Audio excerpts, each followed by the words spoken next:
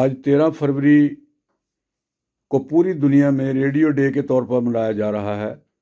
پاکستان بھر میں اور سیالکوٹ میں بھی اس حوالے سے ایک تقریب کا انعقاد ہوا جس کی آپ کو جھلکیاں دکھاتے ہیں۔ یہاں آ کے محسوس ہوا کہ میں تو محبتوں کے سوداگروں کے میرا بھی تعلق ہے ریڈیو پاکستان نال اور ریڈیو پاکستان اس نال جدے بارش کیا ہے۔ ہمارا موٹو یہ ریڈیو ماضی نہیں، ریڈیو مستقبل ہے۔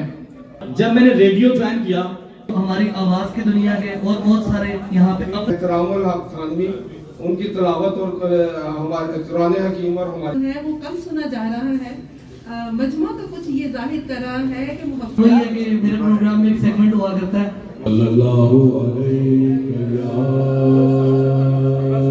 پاکستان سے رہا ہے، میں بزم سخن کے نام سے ایک پروگرام کرتا رہا۔ بات کو مختصر رکھتے ہوئے صرف اتنا کہوں گا مختصر اس لیے کیا کہا کہ کیونکہ وقت کی تنابیں کھینچی۔ شکریہ ادا کرتا ہوں، بلکہ آج 12 سال کے بعد اقبال شہر نے جو محبت اور وقت سے ہے، مجھے بہت اچھا لگ رہا ہے کہ آج ہم بڑی اچھی بات کی کہ بیشتر ایسا ہوتا ہے ہم تیری نگریا میں آئے قانون کو ساتھ دے کے چلو، ہمیں مل کے چلنا ہے۔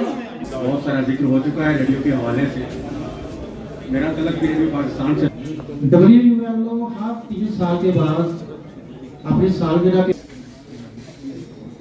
سب سے پہلے میں اور میرے استاد بھی ہیں، بہت مشفق و مہربان ہیں کیونکہ خود سے اور الحمدللہ پچھلے 40 سالوں سے ریڈیو پاکستان سے ماشاءاللہ اور ریڈیو کے وسیلے سے جو اچھی اقدار ہم نے جو اب ہمیں نظر نہیں آتی، جو سوشل میڈیا کی دوستوں نے کاوشی کی، آپ سب کا بہت بہت شکریہ۔